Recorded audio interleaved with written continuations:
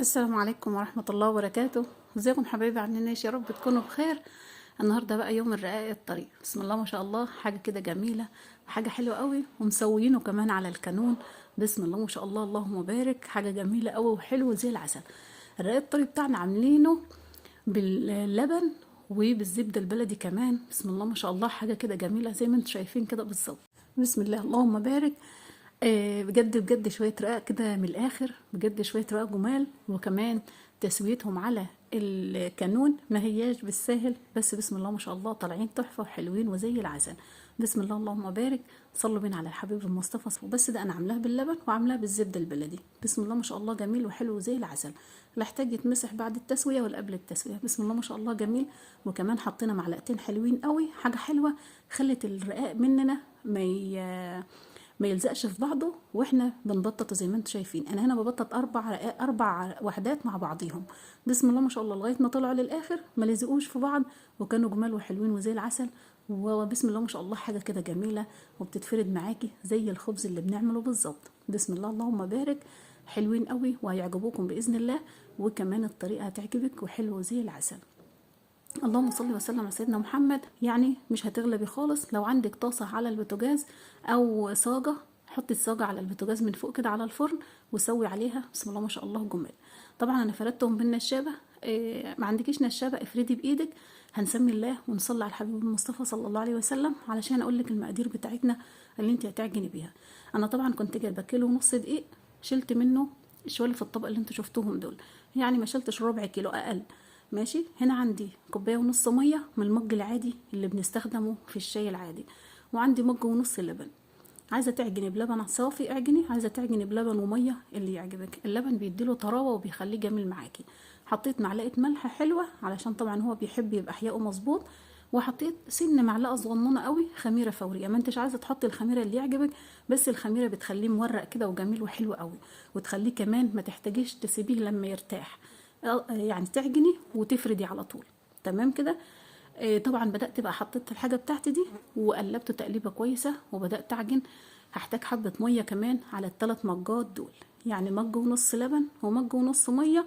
هحتاج حوالي نص مج كمان مية. طبعا عشان الناس اللي بتقولي المقادير يا ام يوسف، قولي لنا على المقادير. طبعا كده هنعوز مجين ميه، او جبت، بس طبعا ما احتاجتش كل اللي انا جبته ده، اللي احتاجته حوالي هيكمل المج ونص الميه بس، وعندي مج ونص لبن، يبقى كده إيه. اللهم صل وسلم على سيدنا محمد. 3 مجات ونص، 3. تمام كده. وطبعا معلقه الملح وسنه معلقه خميره فوريه علشان تنجز معايا على طول.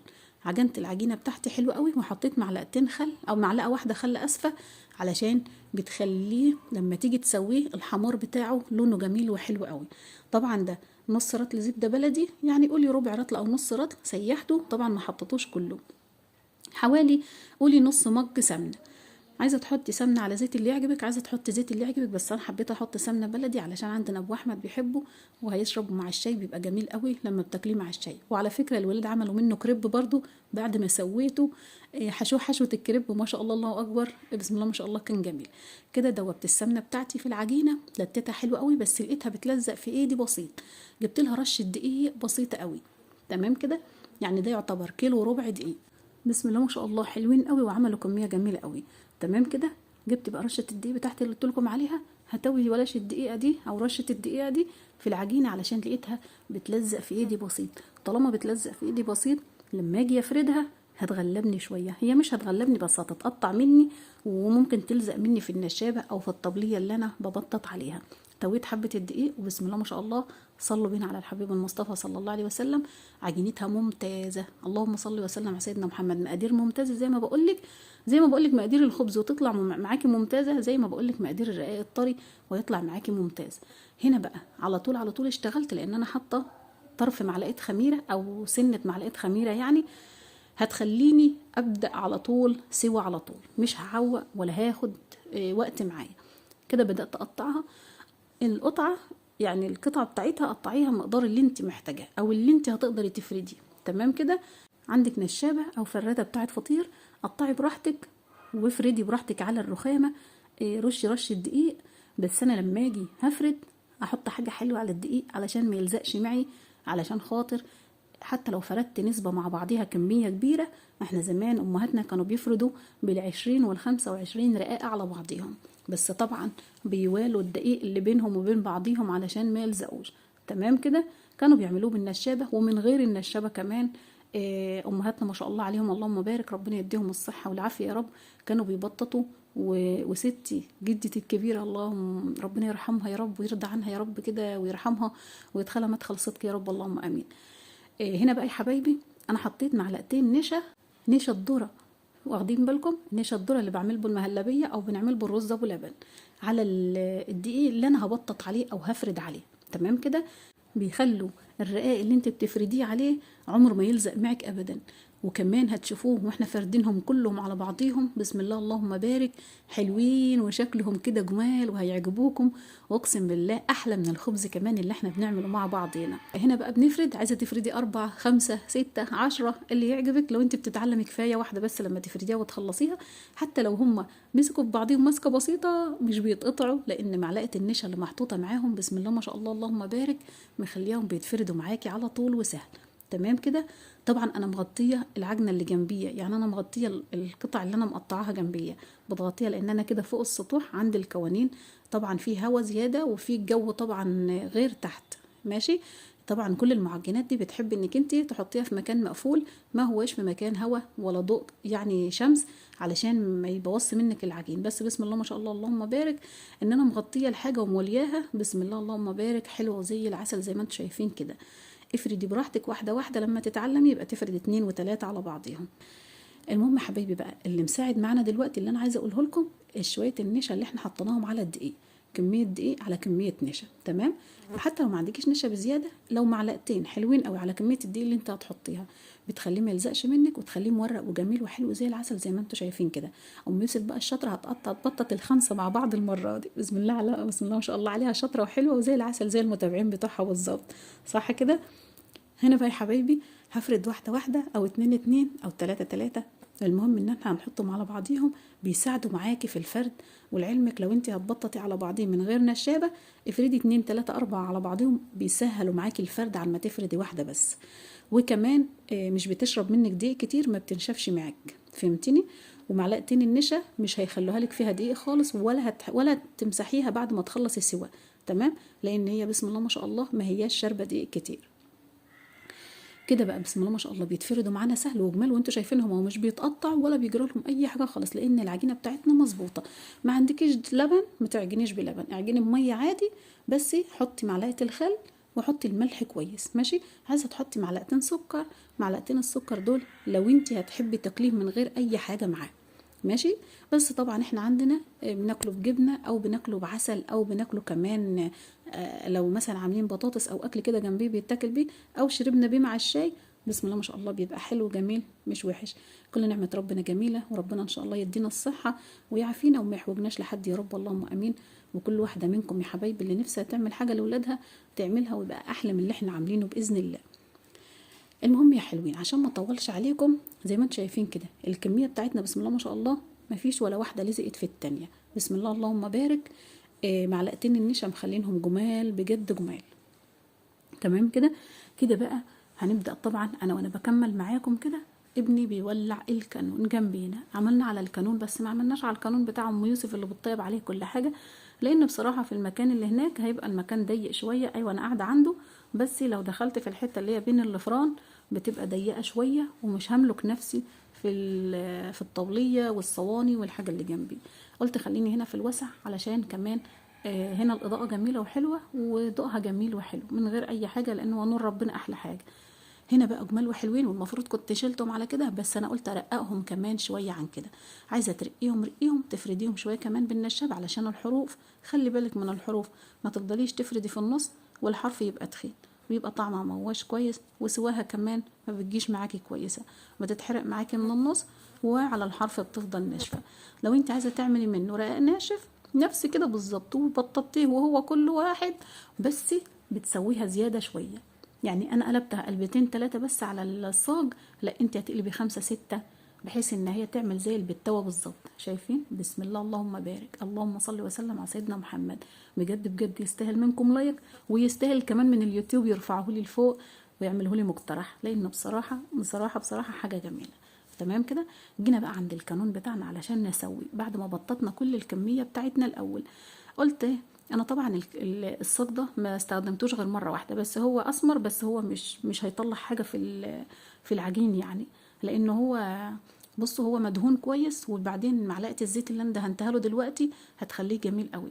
بعد الصاج بتاخد لون، وكمان لو مثلا مكشكشه معاكي ولا حاجه بتفرد معاكي على طول، مش بتغلب. زي ما انتم شايفين بسم الله ما شاء الله اللهم بارك. شايفين حلو والله، حلو زي العسل. انا عايزه ابقى اعمل لكم شويه رقاق شويه بالتاو طري، واخدين بالكم؟ لما اطحن ذره ان شاء الله هعمل لكم شويه بالتاوه طريه. البتاوه الطريه دي بقى اللي امهاتنا كانوا بيعملوها مع الخبيز البتاو، واخدين بالكم؟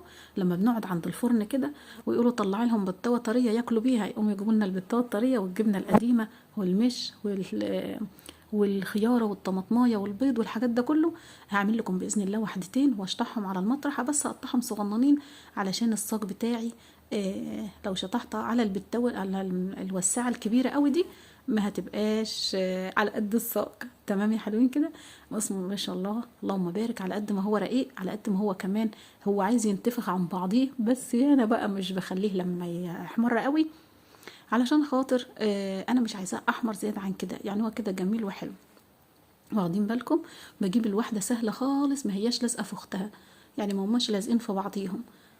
تمام كده؟ يعني معلقه النشا ريحت الدنيا وخلتك تفرديهم سهل وما تغلبيش فيهم ابدا، زي ما انتم شايفين كده. لو عجبكم بالله عليكم ما تنسوا اللايك. تمام كده؟ علشان نفسي فيديو يترفع عندي كده ويبقى جميل زي المتابعين بتوعي الحلوين دول. اهو يا حبايبي ده الرقاق الطري. عايزاه تخليه ناشف هتقلبيه قلبتين كمان على الصاج. تمام؟ ما عندكيش صاج وعندك قلايه، على قد القلايه كده وقطع القطعه صغننه وافرديها على الرخامه صغننه وطيبيه في القلايه على البوتاجاز. تمام؟ ادينيها دهنه زيت بسيطه خالص كده. تمام؟ ما تحطيش زيت كتير. ومثلا ما عندكيش قلايه وعايزه تعمليها في فرن البوتاجاز، عادي سخني الفرن البوتاجاز وحطي الصاج جواه وواحده واحده افرديها زي ما بنفردها كده بالظبط. تمام كده؟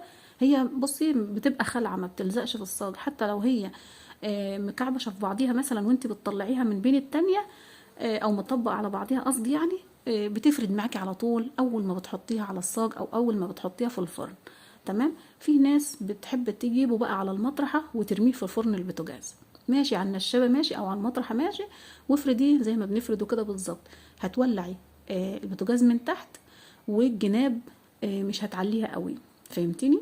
وهتقلبيه قلبتين 3 زي كده، بس اهم حاجه البلاطه تمسحيها كويس قوي قبل ما تفردي عليها. انتوا شايفين بسم الله ما شاء الله مفيش واحده فيها غباره ولا في واحده فيها ترابه ولا اي حاجه، لان انا مسحت الصاج كويس، يعني انا دعكته اصلا قبل ما احطه على الكانون. تمام كده؟ دعكته بالسلكه قبل ما احطه على الكانون ورجعت دهنته دهنه الزيت دي. خلاص على كده هو انا دهنته مره واحده بس. وما شاء الله النار تحتيه مش عاليه قوي، ما تعليش النار قوي ولا تهديها قوي علشان ما تنشفش معاك. اهو بقول لكم زي البتاو الطري بالظبط، ما شاء الله رقيق وجميل وحلو زي العسل. الولاد عملوا ايه بقى؟ قالوا بطاطس وجابوا جبنه وطماطم والحاجات دي وعملوه كده زي الكريب كده وقعدوا كلوا الف هنا وشفا يا رب. وطبعا ليلي نصيب في حاجه كلها بالهنا والشفا. وكمان ايه نخلي بقى واحدتين علشان نفطر بيهم بكره الصبح مع كوبايه اللبن ولا مع الشاي كده، بتبقى جميله وحلوه قوي. المهم يا حبايبي اللي عنده اي سؤال اكتبوا لي في التعليقات وانا من عيني ليكم حاضر، من عينيا ليكم ارد على كل تعليقاتكم. كده بقى زي ما انتم شايفين خلصنا الكميه كلها. معلش عوقت عليكم، بس بصراحه هو فيديو يستاهل ما شاء الله وفيديو جميل. نفس النظام هتبداي بقى تشتغلي كده على طول. الحته اللي هي تلاقيها متنيه لو في حاجه متنيه، بس هو بسم الله ما شاء الله السمنه اللي انت حطاها فيه بتخليها اصلا مش هيلزق في بعضه، والنشا اللي احنا حاطينها كمان مع الدقيق اللي انت فرد عليه ما شاء الله هتخليه جميل.